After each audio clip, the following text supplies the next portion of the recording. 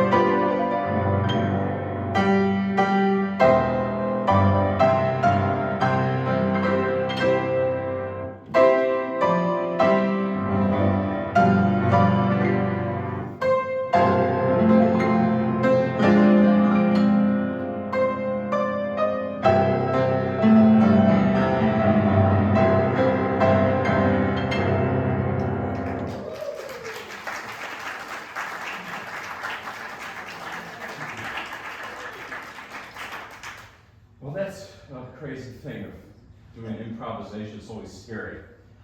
And I thought about a story when I was in the car. Because what I wanted to do was some free form and then actually play the pieces, straightforward. Especially the national anthem, because there's a story about Igor Stravinsky, who, like many, and I'm going to talk about this because all the composers I'm playing today were from Europe, but many of them visited or spent their lives in America. So, that's quite a story that fits with the theme of July 4th, I think. But anyway, Stravinsky was one of those people. He came to this country, lived here, settled here, was a proud American. He was born in Russia, of course. And he did his own version of the national anthem. And he added, of course, it's Stravinsky, so he added some strange dissonances and things. Well, they played it in Boston. He was there. An orchestra did it. And he was arrested. Yeah. And there's a mugshot of Stravinsky. He looks very confused. And they explained to him that there's an old law, apparently in Boston, that there is to be no tampering with the national anthem music. So I thought that was interesting because, we have so many different versions of it. And I think that when it's done with the right spirit, of course, having different versions is a good thing, So, but anyway, now I'm going to play the pieces of some similar things to last time. I'm going to start with a piece called it's Gavotte by Gossec. Gavotte is a Baroque classical era dance. And this is from Gossec's opera Racine. Now, he wrote this right before the French Revolution, 1780s. And one thought I was having is, that's kind of the world that people escaped to come here, that world of kings and queens and all of that. So, but that's what this piece is depicting. And of course, it didn't last very long after because the French Revolution happened. But anyway, this is Gossec's Gavotte from the opera Racine. It's very comic. It has like a hiccup in it, or it's like you're driving and you go over a speed bump, right there, yep, bump. So the Looney Tunes used it, very much.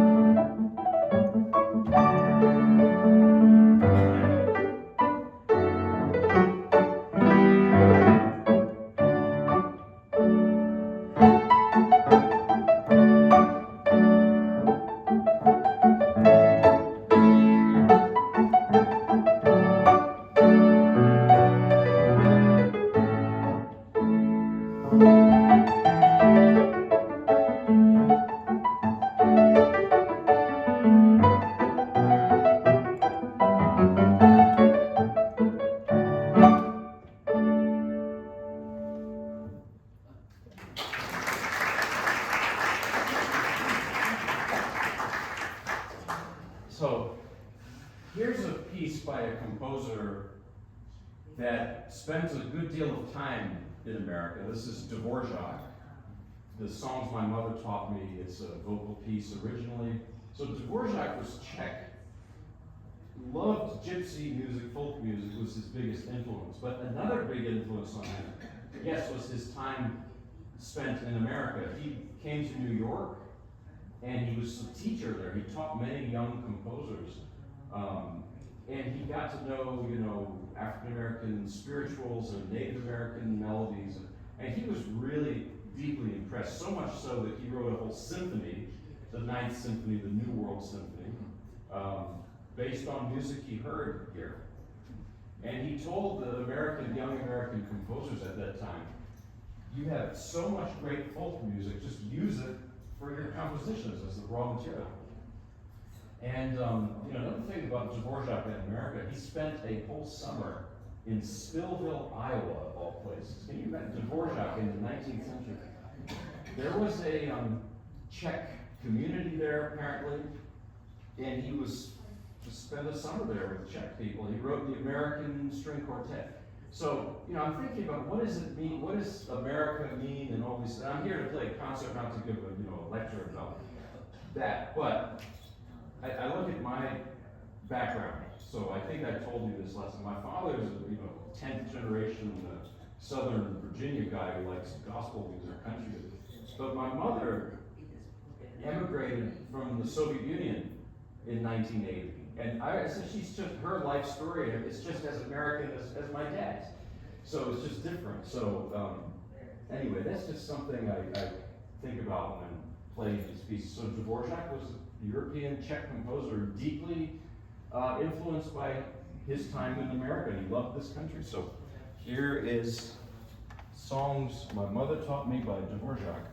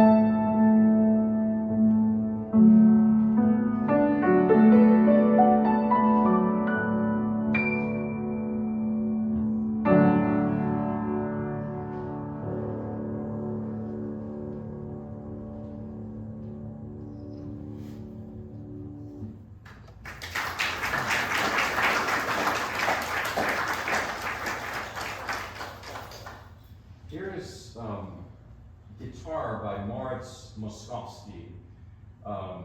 This really, I can't tie this into July 4th. Just so Moskowski was a Polish composer at the turn of the last century, and this is a sort of a Spanish flamenco themed piece, and it's most famously, you usually hear it on violin, done on violin. Actually, a lot of these pieces I'm doing, they're connected to violin. So, but here's what I mean by Spanish guitar music. You'll hear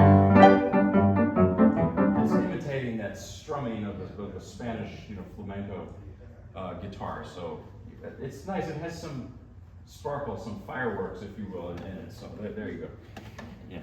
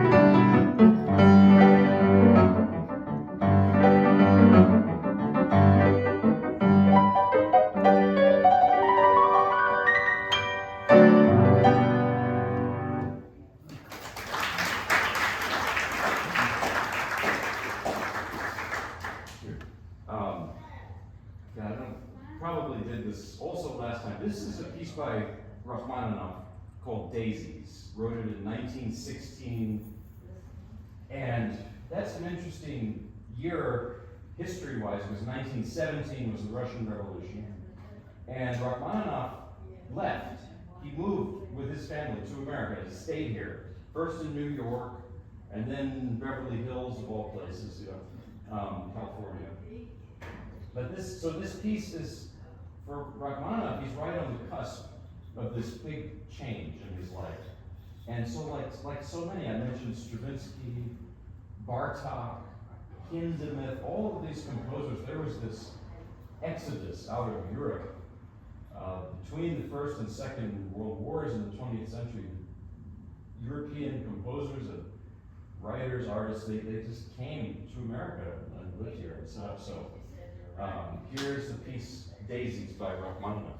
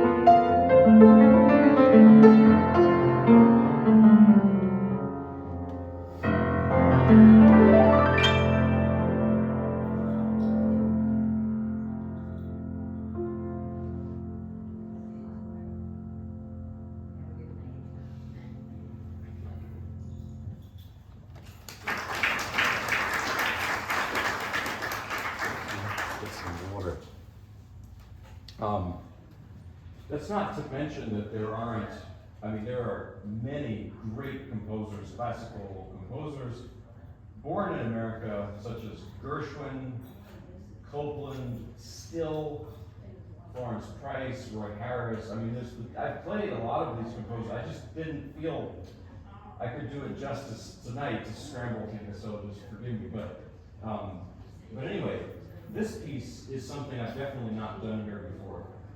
This is Ravel's piece in the form of a habanera, Maurice Ravel.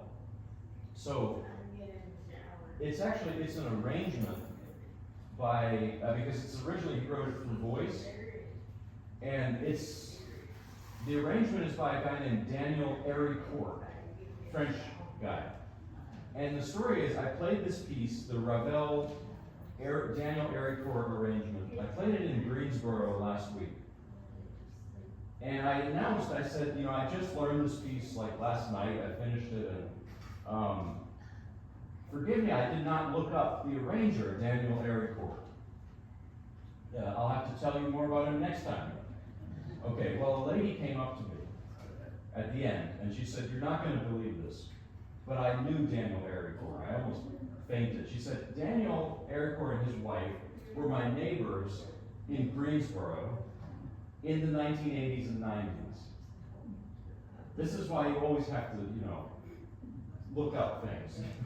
That's what I was saying about being prepared. There's so many pieces, Gershwin or things that I wanted to do today, but I don't feel prepared, because it's just a good moral, that story. So anyway, Daniel Héricourt, I looked him up. He taught at UNC Greensboro. It's incredible.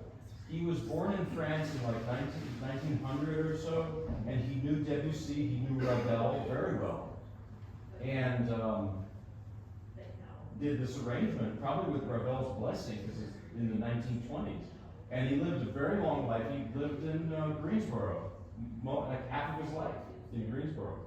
So I just think I almost, fell down when I heard that. So anyway, the piece itself by Ravel, it's piece in the form of a habanera. Habanera is a dance that's originally from Havana, Cuba.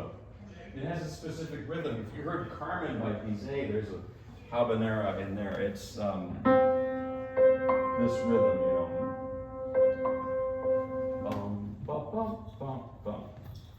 And came from Cuba. Of course, Cuba, the habanera is a mixture of Spanish and African rhythms, and it came to Europe, and it became very popular. It's famous for that dance. So Ravel we usually call him an impressionist, like Debussy, but that's a little bit of a misclassification, because Ravel is interesting. In many ways, he was kind of a Spanish composer. I learned this recently, that Ravel's native language was Spanish, not French. He was Gascon. It's a region in the south of France near the Pyrenees. So, yeah, and a lot of his pieces have this kind of Spanish flavor. Another thing about Ravel is he absolutely adored jazz and blues. He came to America, he knew Gershwin, refused to give him composition lessons, I think. Yeah.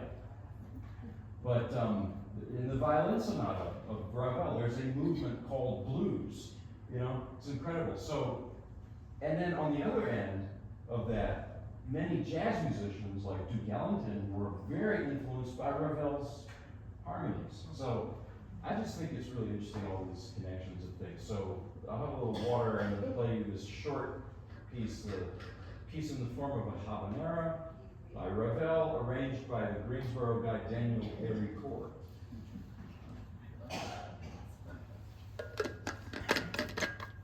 Yes, that's his official title, the Greensboro guy. No, I'm kidding.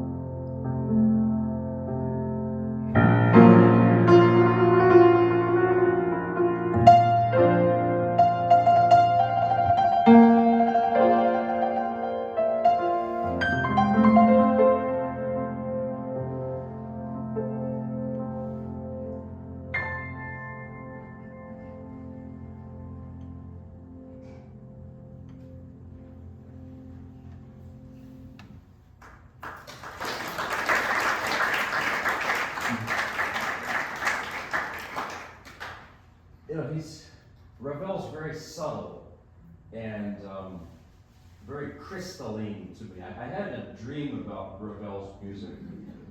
I'll tell you about it. I played a big piece, the Sentimental and Noble Waltzes by Ravel when I was in college. And I had this dream, it was a strange dream, but it strangely makes sense about Ravel.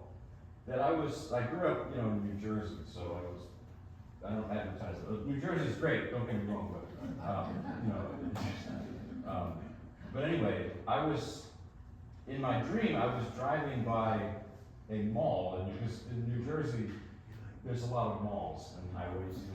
So it was in the dream, it was like very late at night, and I was driving by this mall, and it was empty, but all the lights were on. There were these chandeliers, and it was very peaceful and glittery, and I heard in my dream Ravel's music, because this part right here,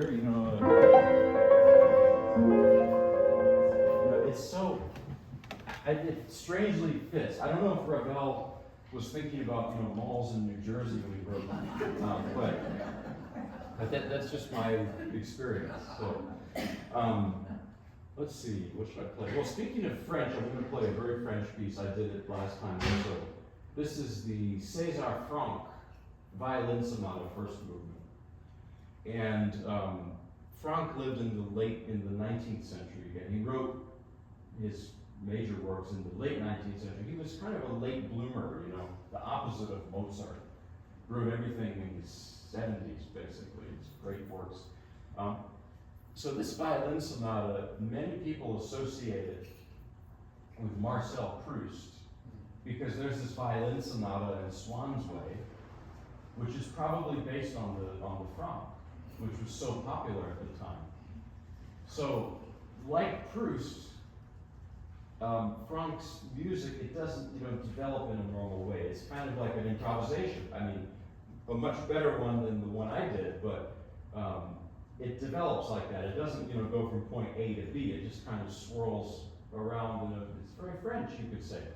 So, what else would I mention about this? There's something else I wanted to say. That's pretty much it. Oh yeah, that Marcel Proust, trying to tie everything into July 4th. Some things I just can't.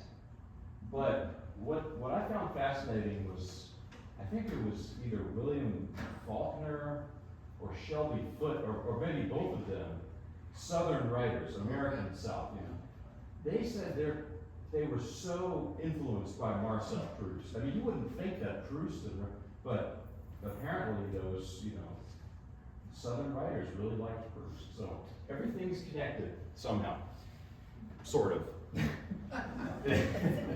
But anyway, this is the César Franck Sonata. Forgive me for the very bad pun, but it's not Frank Sinatra. It's Franck Sonata. So, yeah, just to be clear. First movement. Oh, okay. It's good timing there. So, there we go.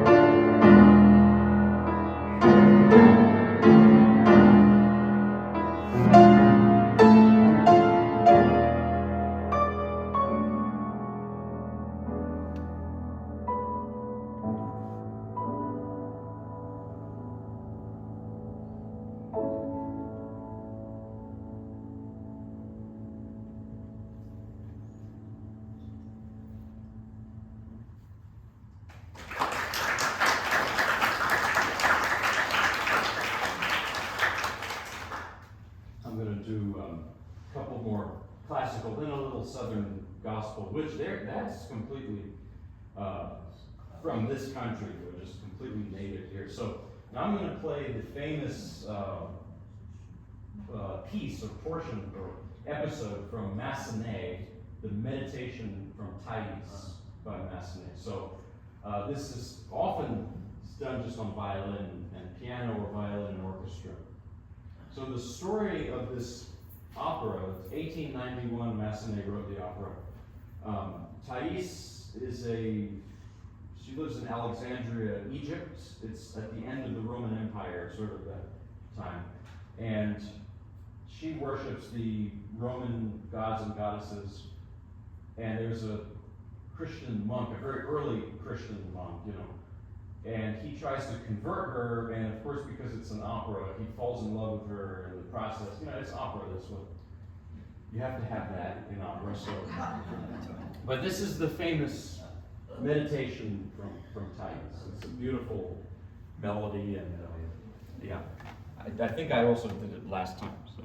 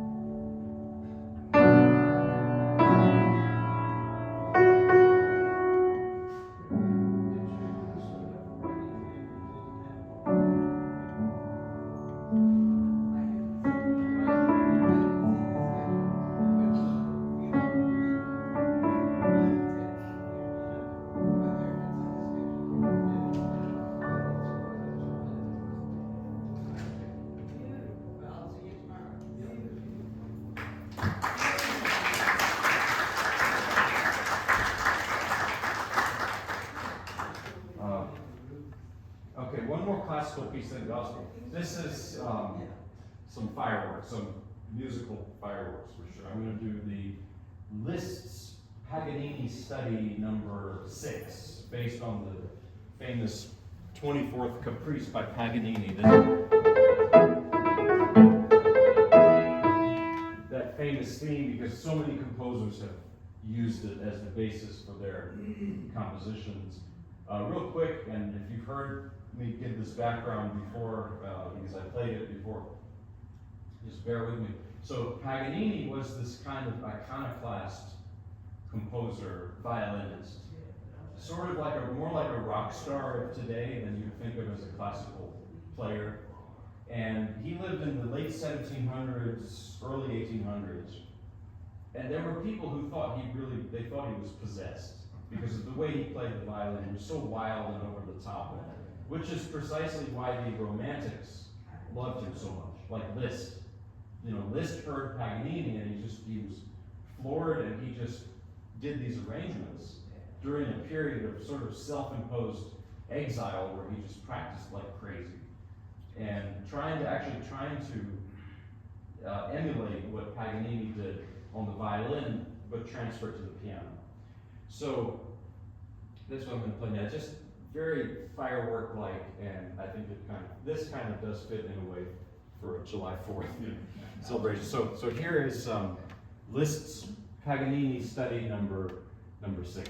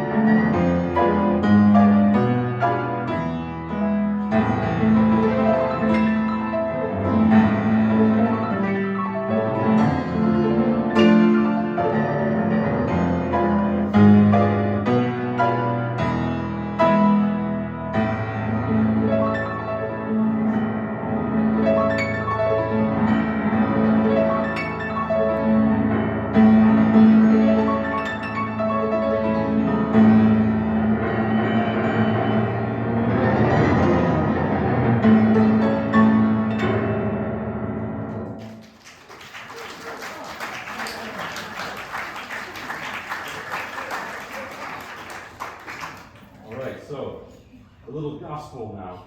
This is, yeah, it's switch.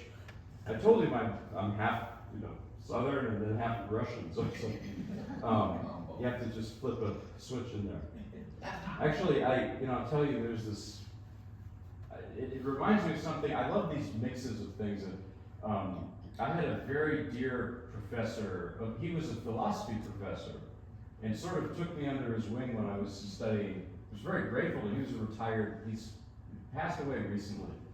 But I wanted to tell you about his, he did French philosophy, but he was also very Texan. So I went to school in Texas. Very Texan, but French philosophy was his thing. So he actually did, no joke, he did an album, a country album, of original songs about French philosophy. And the title was Chicken Fried Escargot. Brilliant. So it's on YouTube. It's really great. So yeah, Pete Gunter's is the Pete Gunter. So anyway, this is an old gospel tune. I'm going to do some improvisation. It's called "I've Heard of a Land."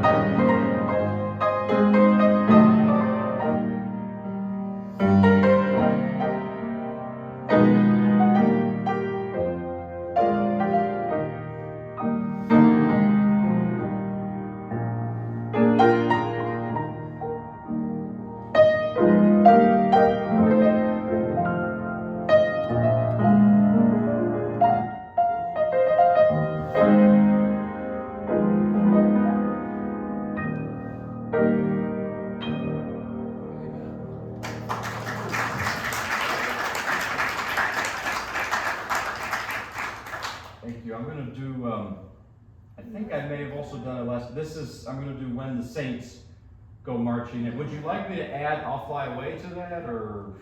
Okay, we'll do it as a set, a combo. I like to play them together, so, When the Saints, it's a spiritual, it's an African-American spiritual, and sung many verses slowly. And then, I think I mentioned last time, when it got to New Orleans, the up-tempo version happened, because the brass bands played it in New Orleans. Actually, they played it in funerals, but New Orleans funerals are not a sad thing, really. They're normal. And then that's the version you may know, Louis Armstrong singing, and I'm trying to go for Mahalia Jackson's version. She was from New Orleans too. And I think I told you also last time, there was a time I played this and someone laughed when I mentioned Mahalia Jackson. And I was really upset, but when I got to the car, I realized that he must have thought I said Michael Jackson. So, different. So anyway, nothing wrong with Michael Jackson's music, but it's just a different, yeah. So here is When the Saints, and then I'll add I'll Fly Away, and we'll close off today, so thanks.